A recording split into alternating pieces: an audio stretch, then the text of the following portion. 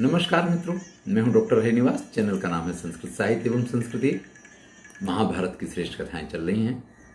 भरद्वाज और रैभ्य मुनि की कथा आप सुन रहे हैं।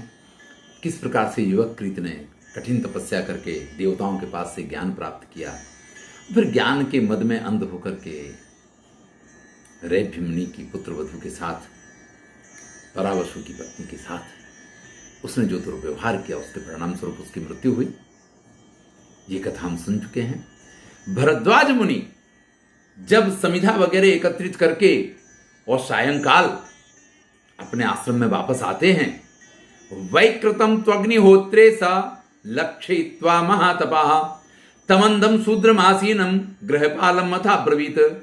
वहां एक राक्षस ने उनके पुत्र को मारा है। सब कुछ बिखरा पड़ा है, सब इधर से उधर। क्योंकि कभी भी किसी भी व्यक्ति का जो विनाश होता है वो हमेशा पीड़ादायक और भयंकर होता है। व्यक्ति अगर उस पीड़ा और उस भयंकरता को जाने तो गलत काम ही नहीं करे। लेकिन यही विडंबना है कि व्यक्ति इन चीजों को भूल जाता है। वो उस अपने शूद्र रक्षक से ये पूछते हैं, ये सब क्या है? तो वो सारी बात बताता है कि इस प्रकार से आपके पुत्र यहां आकर के पहुंचे थे।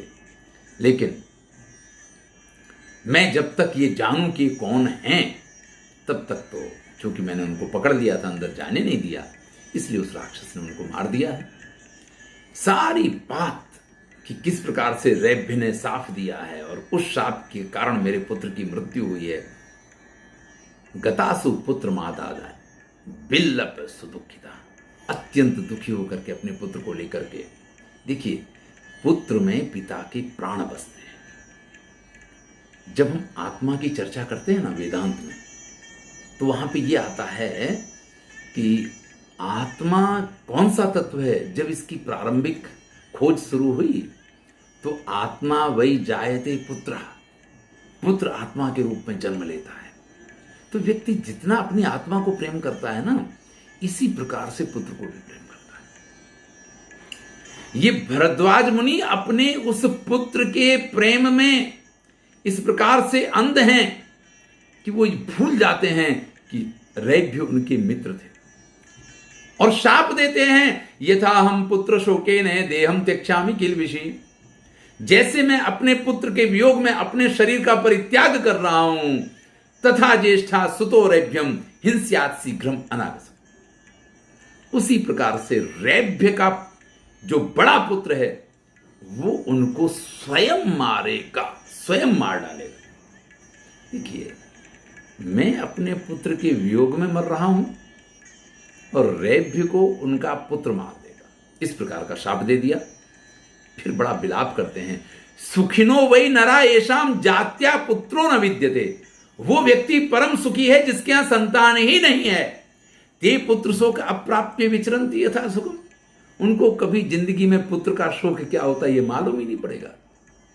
आराम से सुख शांति से वो रह सकते हैं। देखिए, ये व्यक्ति का स्वभाव होता है। उसके पास जो है, अगर वो नहीं है तो उसके फल क्या हैं, और अगर वो है तो उसके दुष्परिणाम क्या है, ये सारी चीजें उसको बड़ा व्यथित करती हैं। आज भरद्वाज उल्टे विचार कर रहे हैं। वो कहते हैं कि जो लोग निपुत्री हैं, निस्संतान हैं, वो इस संसार में सबसे सुखी हैं, क्योंकि उनको संतान ना होने के कारण एक ही दुख है कि संतान नहीं है। लेकिन संतान के कारण होने वाले कोई दुख उनको नहीं होंगे। इस संसार में जिनको अपने पुत्र के दुख की व्यथा उठानी पड़े और उसके कारण अपने स्वयं के मित्र को शाप देना पड़े, उससे ज्यादा विडंबनाकारी, उससे ज्यादा दुखी संसार में कोई और नहीं हो सकता है।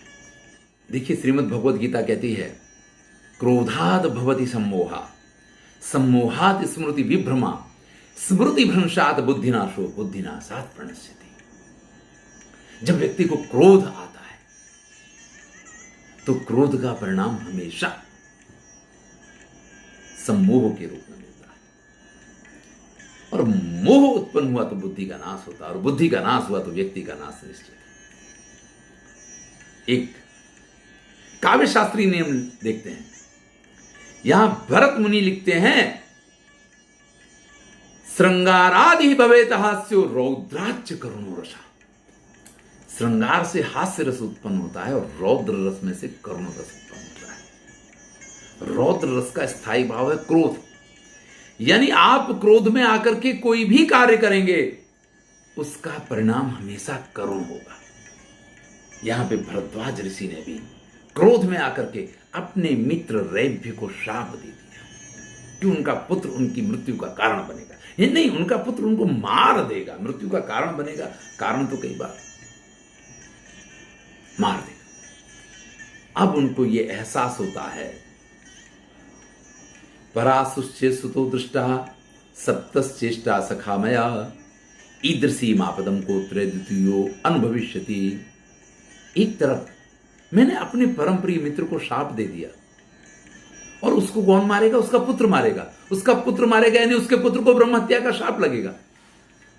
तो मेरे एक शाप से पराशु जो अपने पिता को मारेगा इसलिए वो ब्रह्म हत्यारा बनेगा, और मेरे मित्र और मेरा पुत्र सब कुछ नष्ट हो गया है। विलप्यैवं बहुविधम भरद्वाजो दहत सुतो। भरद्वाज मुनि इस प्रकार से दुखी होते जाते हैं, रोते जाते हैं, अपने पुत्र का अग्नि संस्कार करते हैं और फिर उसी चिता में स्वयं भी प्रवेश कर जाते हैं। इस प्रकार से भरद्वाज मुनि की मृत्यु हो गई। इधर बृहद्युम्न नाम के एक राजा हैं, वो एक बहुत बड़े यज्ञ का प्रारंभ करते हैं। उस यज्ञ में रैभ्य अपने दोनों पुत्र अर्वावसु और परावसु के साथ उनके ऋत्विज के रूप में, उनके पुरोहित के रूप में लगते हैं। अपने पुत्रों को यज्ञ की जवाबदारी सौंप करके रैभ्य मुनि अपने आश्रम में आते हैं। आश्रम के आसपास विचरण करते हैं। एक दिन वो कृष्णसार मृग चर्म पहन करके और जब विचरण कर रहे थे, उसी समय की बात है कि वहां पर परावसु जो है उस यज्ञ की जवाबदारी अपने छोटे भाई अर्वावसु को सौंप करके आश्रम में आ जाता है। उसकी पत्नी है तो आश्रम में आता है और अपने पिता को कोई हिंसक प्राणी समझ करके और अपने पिता को मार देता है। देखिए, पिता के प्रति कोई दुर्व्यवहार या वो नहीं है, लेकिन घटना इस प्रकार की बन गई कि जो कृष्ण मृगचर्म उन्होंने धारण कर रखा था, अंधकार का समय होगा और रात्रि के समय जब वो बाहर विचरण के लिए निकले हैं, परावसु उनको देखता है और कोई हिंसक पशु समझ के उनकी हत्या कर देता है। इस प्रकार से जो भरद्वाज मुनि ने शाप दिया था वो सफल हो गया। रैभ्य की मृत्यु अपने बड़े पुत्र परावसु के हाथ से हो गई है। अब परावसु को जब ये एहसास हुआ तो सारे प्रेत कर्म करके, यानी अपने पिता की अंत्येष्टि वगैरह सारे संस्कार करके और जाकर के पहुंचता है उसी यज्ञ में और अपने छोटे भाई अर्वावसु से कहता है कि मेरे हाथों पिता की हत्या हो गई है, मुझे ब्रह्म हत्या का शाप लगा है। तुम एक कार्य करो कि मेरी शुद्धि के लिए तुम तपस्या करो और तपस्या करके व्रत वगैरह करके मुझे इस ब्रह्म हत्या के शाप से बचाओ, क्योंकि ये यज्ञ जो है इसको तुम पूर्ण नहीं करवा पाओगे, मैं इस यज्ञ को पूर्ण करवाता हूं। इस प्रकार से उस यज्ञ के विधि विधान को परावसु पूर्ण करवाते हैं और अर्वावसु जो हैं वो तपस्या करने चले जाते हैं और अत्यंत कठोर तपस्या करके, व्रत करके जो ब्रह्म हत्या से मुक्ति मिले उन सब का विधान पूरा करने के बाद वो वापस लौटते हैं। ऐसे में परावसु के मन में पाप आ जाता है और परावसु उन राजा से ये कहता है कि इस अर्वावसु ने पिता की हत्या कर दी है, ये ब्रह्म हत्यारा है, इसलिए इसको यज्ञ मंडप में प्रवेश नहीं कराना चाहिए। अगर ये यज्ञ मंडप में प्रवेश करेगा तो आप ये मान लीजिए कि आपकी जो कुछ सुख शांति समृद्धि है सब नष्ट हो जाएगी। अर्वावसु ने बहुत कहा कि मैंने नहीं, इसने ब्रह्म हत्या की है और मैं तो इसकी हत्या के निवारण के लिए इतने दिन से सिर्फ तपस्या कर रहा था, इसकी शुद्धि के लिए तपस्या कर रहा था। लेकिन चूंकि परावसु वहीं यज्ञ में थे इतने दिन से और पिता वापस नहीं आया और अर्वावसु को उसने भेज दिया था, तो उसका षड्यंत्र कामयाब हो गया। राजा के सेवक अर्वावसु को वहां से धक्का मार करके भगा देते हैं। वहां से जब अर्वावसु को निकाला जाता है वो बहुत कहता है कि मेरा इसमें कोई अपराध नहीं है, मैंने कोई ऐसा गलत काम नहीं किया है, लेकिन नहीं सुना जाता है उसकी बात। महर्षि वेदव्यास इस कथा का वर्णन करते हुए कहते हैं, तच्छ्रुत्वैव तदा राजा प्रेष्यानाह सविद। राजा ने अपने सेवकों को आज्ञा दी है कि भाई इस ब्राह्मण को, इस अरवावसु को ब्रह्म हत्येयम, ये ब्रह्म हत्यारा है, यहां से निकाल दो। वो बड़ा चिल्लाता रहा, नैवस्म प्रतिजानाति ब्रह्म बध्याम स्वयं कृताम। अरे मैंने कोई ब्रह्म हत्या की ही नहीं है, मैं इस घटनाक्रम को जानता ही नहीं हूं। मम भ्रात्रा कृतमिदं मया तत् परिमोक्षिता, मेरे भाई से यह हत्या हुई है और अब तो मैंने उसको भी इससे मुक्त करवा दिया है, मैंने वो व्रत किए, मैंने वो तपस्या की है।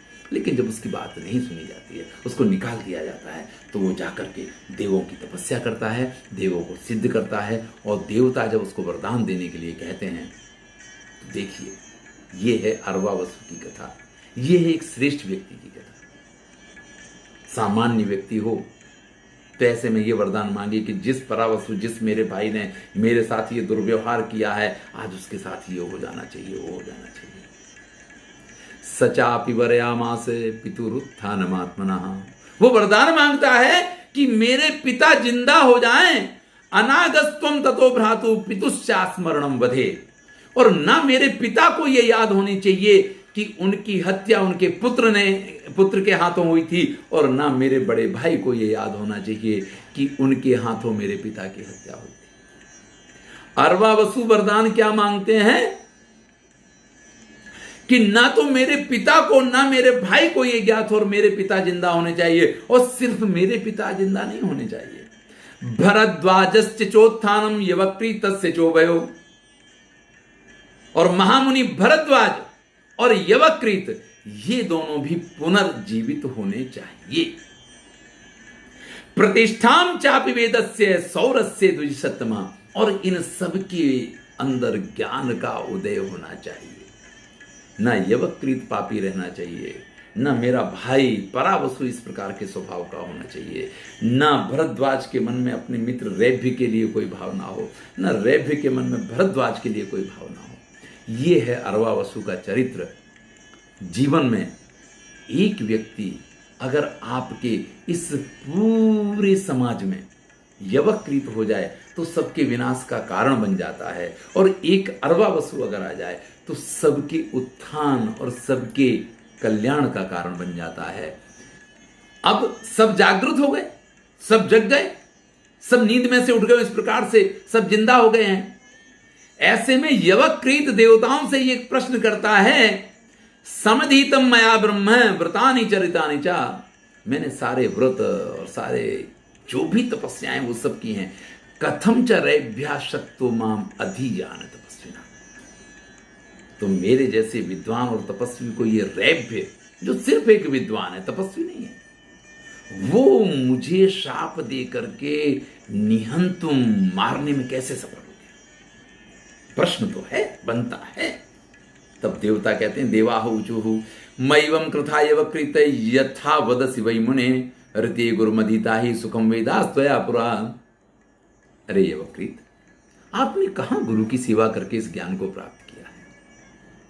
आपने तो तपस्या करके बड़े सुख से इस ज्ञान को प्राप्त कर लिया है, और सुख से प्राप्त किया हुआ ज्ञान जो है वो उस ज्ञान की तरह श्रेष्ठ नहीं हो सकता।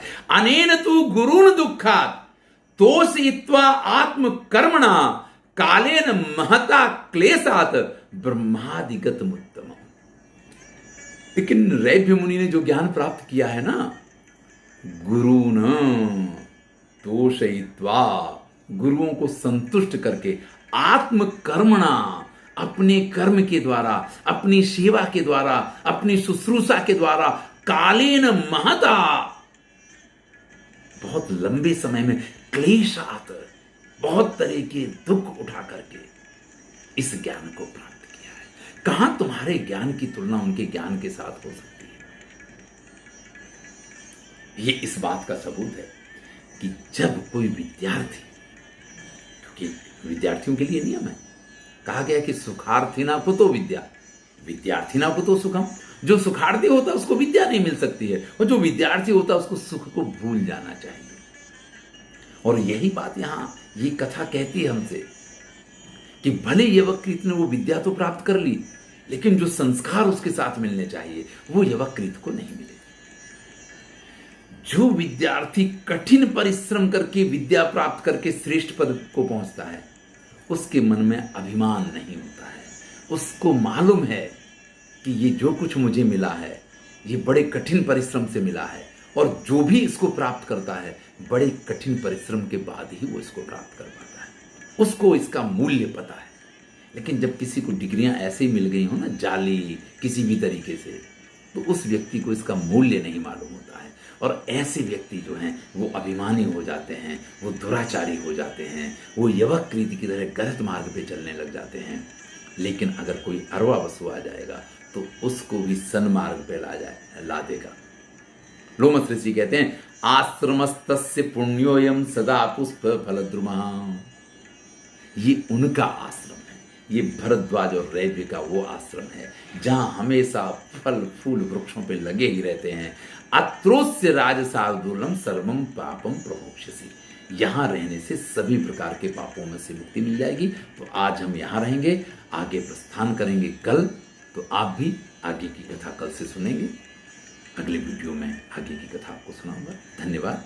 मैं हूं डॉक्टर हरिनिवास और चैनल का नाम है संस्कृत साहित्य एवं संस्कृति। निर्णय आपको करना है कि कठिन तपस्या का मार्ग श्रेष्ठ है या गुरु की सेवा से प्राप्त होने वाली विद्या श्रेष्ठ है। क्या चाहिए, वर्ण आप